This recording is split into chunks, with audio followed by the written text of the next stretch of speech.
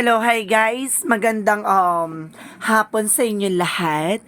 This is Shir Pamasagara channel of Faith Healer also Mata Reader. So ngayong hapon na tingnan natin ang gusto sabihin sa inyo ng ating mga gabay. This is a special gabay for the month of August 18 hanggang August 24 for the sign of Gemini. So, Gemini, welcome to my channel. Ano kayang messages, advices ng Spirit Guides ang ating masasagap for today's video? Ano kaya kaganapan sa buhay ng mga Gemini ang ating mahagilap? So, this reading is general reading lamang, hindi lahat makaka-resonate. Kunin lamang po makaka-relate sa inyo and comment down below kung kaninong energy ang ating nasagap. And of course, don't forget to like and subscribe my channel and hit the notification bell for more videos update. Sa mga hindi pa po nakakapag-subscribe sa aking channel, please click nyo na po ang subscribe button dyan sa baba for all bell para updated kayo sa mga videos na i-upload natin every time in every moment. So guys, kumapit-kapit ka dahil ito na ang reading mo. Angel Spirit, please give me information for the sign of Gemini. Ano kayang messages, advices na Spirit Guides ang ating matasagap for today's video? Bigyan mo ako ng isang pasambog at isang plakhado na information. There's a Knight of Swords. So, ibig sabihin there's an information, no? Naku, sinasabi dito na wag ka raw magbibigay ng balita, no? Kumbaga kalma-kalma ka lang daw dito kasi minsan nagiging padalos-dalos tayo sa mga binibitawan natin salita, no? Maging maingat po. So, there's a self-sabotage and of course, there's a Seven of Swords. There's a cheating lying on you. Or there's information na magsisinungaling sa'yo, no? Or sinungaling na tao na to, no? And of course, sinasabi sa'yo dito, there's a the magician. There's a manipulator, no? Kumbaga, meron ditong magsusulsol or sulsolera, ganon. And of course, there's a Queen of Pentacles. There's a practicality. So, kailangan mo maging practical pagdating sa finances. Baka may, sinasabi sa'yo dito, baka makakatulong about sa business mo. And the Four of Cups, kung evaluate, analyze, di ba? Kailangan i-check mo muna kung kaya ba o hindi. Sinasabi dito, what is the Knight of Swords? Okay, there's the Moon card. There's a truth reveal na marami kang malalaman at marami kang impormasyon na mailalantad. What is the Five of Swords? There's an Eight of Pentacles. So it's either sa katrabaho mo to or sa negosyo. Kumbaga meron taong kukuha na informasyon sa'yo. Baka it's a chismis or masamang information na kumbaga manggagaling sa'yo tapos ichichika dun sa tao na yon, kumbaga gano'n, kumbaga nagkaroon ng self-sabotage, kaya wag kang mag-ingat-ingat ka sa mga sinasabi mo, sa mga binibitawan yung salita. And of course, sinasabi dito, there's a Justice card. Don't you worry, kung ano man ang kasinungaling na yan, kung ano man ang kasinungalingan na yan, mailalantad at malalaman ang katotohanan. There's a Justice card. There's a Justice will serve. And the Magician, of course, there's a Six of Cups. So, some of you guys, there's Magician na gumagawa dito with Six of Cups. It's either ex or friend, or kamag-anak. Malapit na kamag-anak, ganon. Kumbaga mayroong gumagawa sa iyo ng hindi maganda. What is the Queen of Pentacles? Queen of Pentacles represent the Three of Pentacles. Collaboration, trabaho, negosyo, hanap buhay. No? Kailangan maging practical ka. What is the Four of Cups? Four of Cups represent ang Ace of Swords. And of course, there's a Four of Swords. So, there's a breakthrough that brings you in intuitions. So, malalaman mo raw to, i-analyze mo, i-visualize mo yung bigger feature of yourself. Na kailangan makita mo yung mga maganda kahinatan. Kumbaga, tingnan mo kagad yung consequences, no? Kumbaga, yung mga bagay na kung igugo ko to, ilalaban ko ba to, ano yung magiging advantage and disadvantage, no? Kailangan ganun ka mag-analyze. So, what is the Knight of Swords and the Moon card? To clarify this reading, okay, there's a Two of Swords. There's a decision, no? Kumbaga, meron ditong decision na mailalantad o malalaman mo. or kailangan mong gawin.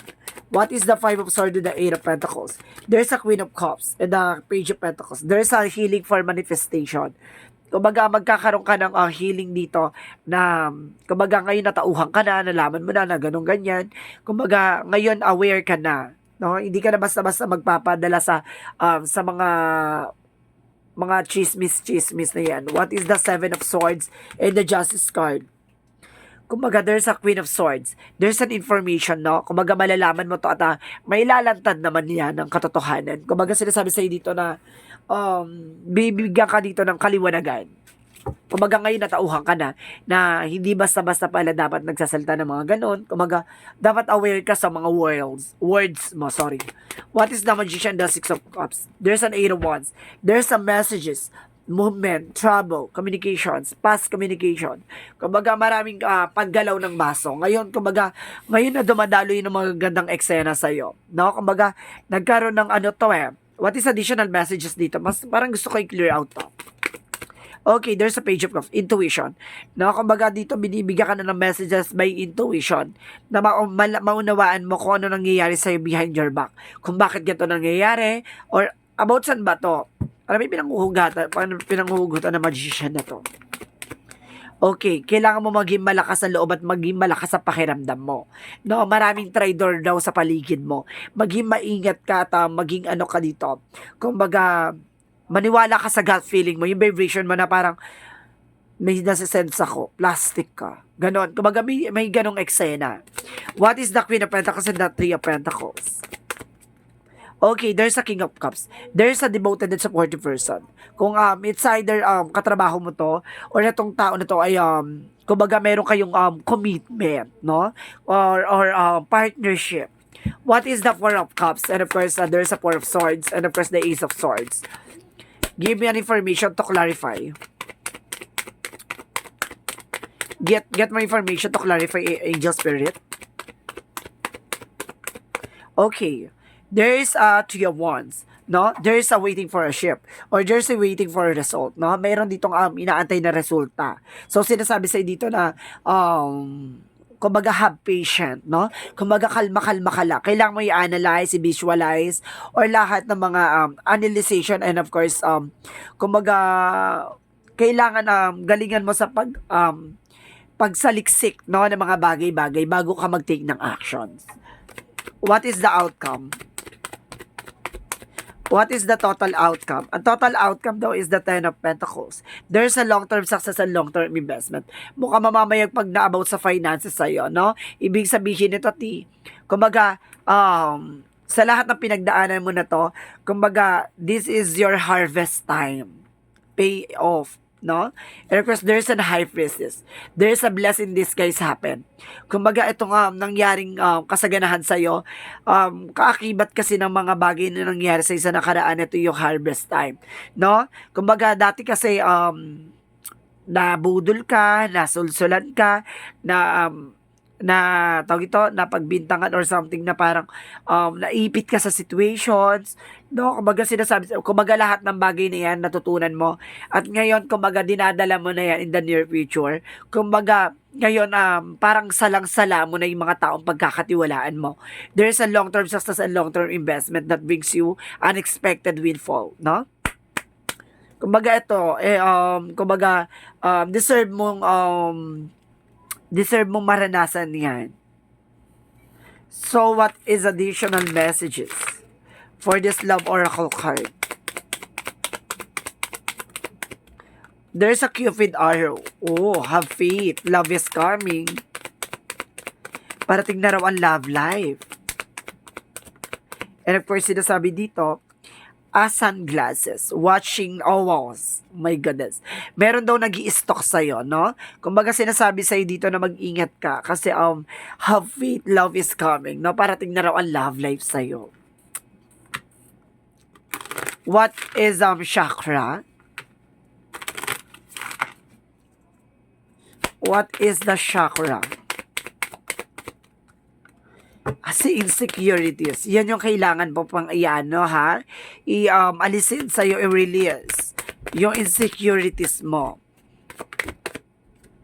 gawin mo ano yan, yung insecurities mo, gawin mong motivations or parang ano, tawag dito yung gawin mo inspirations yan. And of course, there's a destiny. No? Kumbaga, itong bagay na to, kumbaga, nakalatag talaga sa iyo mangyari. No? What is the angel's number?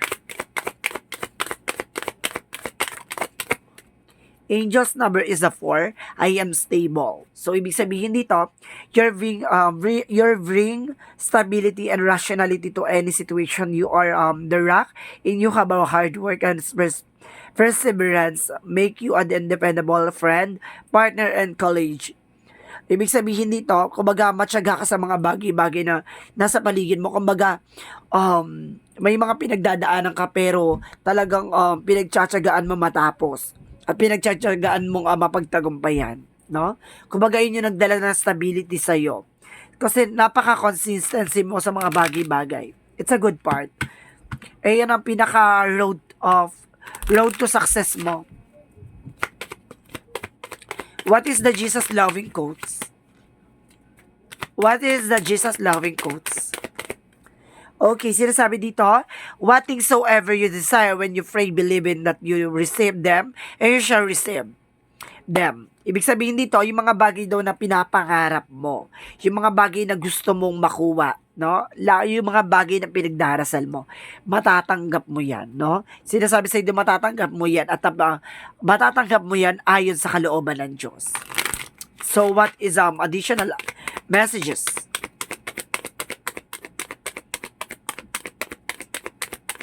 What is additional messages? Okay, there's a dream guide, there's a guardian, no? May gumagabay sa'yo dito, and there's a fairy.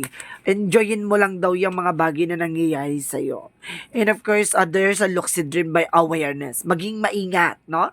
Lahat ng mga opportunities na dumarating sa'yo, pag-ingatan at maging maingat.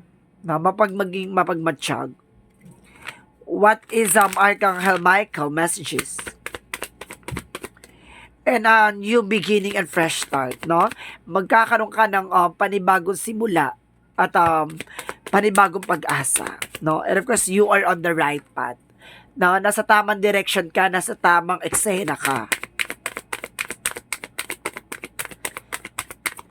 At sinasabi dito, tier, ng ating Archangel Michael, na use your imagination and you see the answer. O, ibig sabihin, gamitan mo ng intuitions para makita mo ang kasagutan sa lahat ng katanungan mo.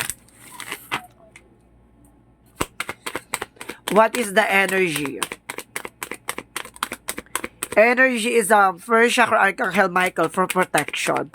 No, pinoprotektahan ka raw Archangel Michael sa mga tao sa paligid mo. Sa community mo. No, sa paligid mo. And of course, Goddess of the Moon. Revelasyon. No, lahat ng revelasyon. Kumbaga, there is a guardian on the gate. Kumbaga, bibigyan ka ng isang kumbaga magandang lugar at masayang lugar. No, ito yung pintuan na magbubukas sa iyo sa paradise. So what is the messages of life? What is the messages of life? My creative power. I recognize the creative power of my thoughts. I know that I can use them to build or to destroy. Today, I choose to use my thoughts to create a universe filled with the joy and harmony. I will maintain a positive attitude. I have the power to create love and peace. See? 'Di ba?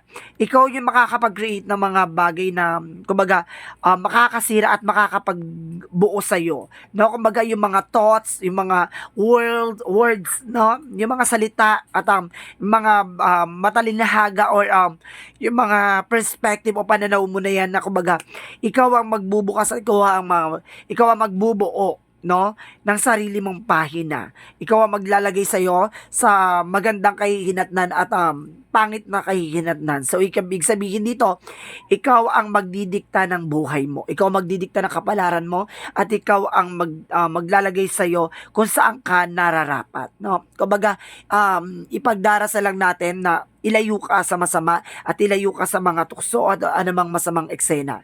Kailangan natin manalig at manampalataya kay God na ilayo ka sa mga taong hindi makakabuti sa iyo. Ganun lang yun, guys. Sinasabi sa dito, kailangan mo lang magdasal at makaiwas, no, sa mga hindi magagandang eksena.